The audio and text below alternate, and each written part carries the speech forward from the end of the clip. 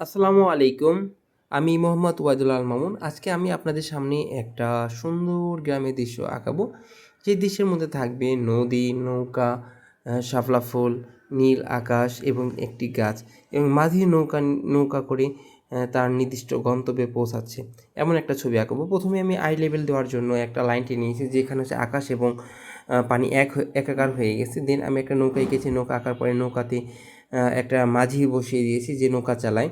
দেন আমি কিছু শাপলা এঁকেছি। এই শাপলাগুলো যেহেতু আমার অনেক কাছে জন্য আকারে বড়, দূরের শাপলাগুলো আকারে একটু ছোট, যেহেতু ওইগুলো একটু দূরে।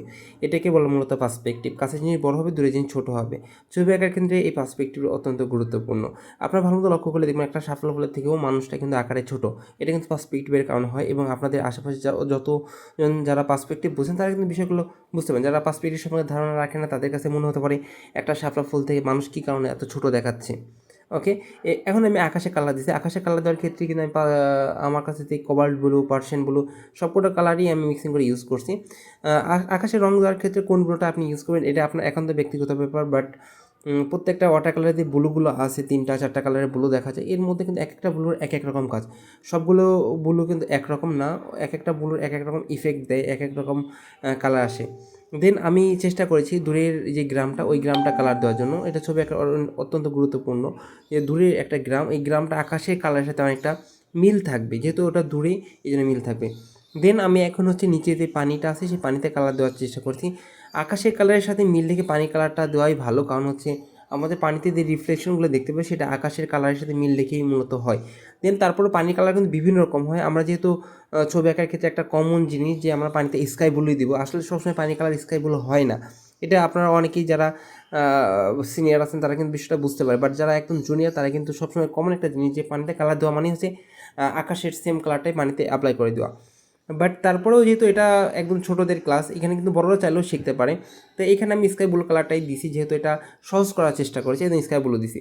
দেন আমি নৌকাতে কালার দিছি। প্রথমে হচ্ছে ব্রাউন সিনা এবং কি ইয়েলো ওয়াকার, এই দুটো কালার ইউজ করেছি।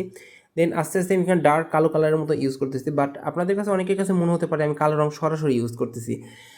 বর্তমানে বলেন আগেও বলেন যারা প্রফেশনাল ওয়াটার কালার আর্টিস্ট তারা কিন্তু কালো রংটা খুব সামান্য পরিমাণ ইউজ করে, না করলেই না, আবার অনেকে ইউজই করে না কখনো। এবং আমি নিজেও কিন্তু আজকে যেখানে কালো রঙের মতো দেখাচ্ছে এখানে আমি কালো রং ইউজ করিনি। এখানে মূলত হচ্ছে পার্সিয়ান ব্লু, রেড, গ্রিন এগুলো মিক্সিং করে কালো কালার তৈরি করে সেটাই আমি অ্যাপ্লাই করার চেষ্টা করেছি। ওয়াটার কালারের ব্যাপারটা এরকম, এখানে যদি আপনি একবার ভুল করেন সেটা সংশোধন করা বা ঠিক করা অনেক টাফ। সেই জায়গাটা আপনার বুঝতে হবে। এই জন্যই হচ্ছে কালো কালারটা ব্যবহার না করে অন্য কালার দিয়ে কালো কালার তৈরি করে অ্যাপ্লাই করাটাই হচ্ছে বুদ্ধিমানের কাজ। এখন আমি পানিতে কালার দিচ্ছি। পানিতে কিন্তু প্রথমে আমি পানির কালারের সাথেই এই শাপলা ফুলের যে পাতার সবুজ কালারটা এমনি এটা অ্যাপ্লাই করেছিলাম। দেন এখন মনে হচ্ছে যে এই শাপলা ফুলের যে কালারটা এটা এবং পাতা ফুটিয়ে তোলার যে ব্যাপারটা এটা যদি আমি করতে চাই অবশ্যই আমার পানিটাকে ডার্ক করতে হবে। পানিটা যদি আমি ডার্ক করে ফেলি তাহলে আমার এই যে শাপলা ফুল এবং পাতাগুলো খুব সুন্দরভাবে ফুটে উঠবে। আমি কিন্তু এখন সেই কাজটাই করতেছি। আর ওয়াটার কালারের ক্ষেত্রে বলেন বা সরাসরি যখন দেখতে যাবো দেখা যায় যে কাছের পানিগুলো অনেকটা ডার্ক কালার হতে পারে। এই জন্য আমি আমার ইচ্ছা মতো করেই এই যে শাপলা ফুল আছে শাপলা ফুলের আশেপাশের যে ব্লু কালারটা আছে এটা ডার্ক করে দিয়েছি। আর এই ডার্ক গাঢ় করার কারণে দেখেন যে শাপলা ফুল এবং পাতাগুলো খুব স্পষ্ট হয়ে উঠতেছে এবং কি এটা ভারসাম্য রাখার চেষ্টা করেছি এবং কি আশেপাশের কালারগুলোতেও নিচের দিকে মানে শাপলা ফুলের আশেপাশে যে পানিগুলো আছে সব জায়গায় আমি ডার্ক করে দিয়েছি, যাতে মনে হয় না যে শুধু শাপলা ফুল কেন্দ্রিক আমার পানির কালারটা ডিপ, এটা যাতে মনে না হয়। আমার গাছের পাতাগুলো এখন মানে শুকায় গেছে, দেন এই জন্য আমি আবার ডার্ক কালার অ্যাপ্লাই করছি। ওয়াটার কালার একটা বড় একটা নিয়ম, সেটা প্রথমে হালকা কালার করা দেন আস্তে আস্তে ডিপ কালার করা, সেই কাজটাই করার চেষ্টা করি। এখন যেই লাস্ট মুহূর্তে যে কালারগুলো আমি ব্যবহার করবো এই রঙের ঘনত্বটা আগে যে কালারটা ইউজ করছি তার থেকে আরেকটু বেশি হবে। ওয়াটার কালার প্রথম দিকে অনেক হালকা করে কালার করতে হয়, দেন আস্তে আস্তে ডিপ কালার করতে হয়।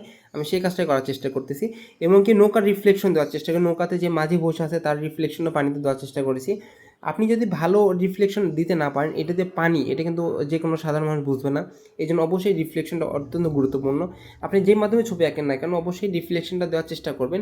এটা কিন্তু ছবি আঁকলে কিন্তু রিফ্লেকশন দিলে কিন্তু অনেক ভালো লাগে। আমি পরিচয়টা কিন্তু প্রথমেই দিয়েছিলাম, আমি মোহাম্মদ ওয়াইদুল আল মামুন। বাট আপনাদের সামনে আমি আবারও আমার নামটা বললাম। আপনারা চাইলে আমার অনলাইন ক্লাসে ভর্তি হতে পারেন, আমার এই পেন্টিংগুলো দেখতে পারেন। আপনারা যারা বিগনার লেভেল আছেন তারা কিন্তু এই ধরনের ভিডিও থেকে অনেক কিছু শিখতে পারবেন। আজকের এই ভিডিও আপনাদের কাছে কেমন লেগেছে অবশ্যই সেটা কমেন্ট করে জানাবেন। আর যদি আমার এই ভিডিও ভালো লাগে অবশ্যই আমার পেজকে ফলো দিয়ে রাখবেন এবং আমার ইউটিউব চ্যানেলকে সাবস্ক্রাইব করে রাখবেন। আর এই ধরনের ভিডিও পাওয়ার জন্য অবশ্যই আপনাদের কমেন্ট জরুরি, কারণ আপনাদের কমেন্ট পেলেই আমার এই ধরনের ভিডিওগুলো দিতে খুবই আগ্রহ কাজ করে। আমি চেষ্টা করব আপনাদের জন্য এরকম নিয়মিত ভিডিও দেওয়ার জন্য। সবাই ভালো থাকবেন। আসসালামু আলাইকুম।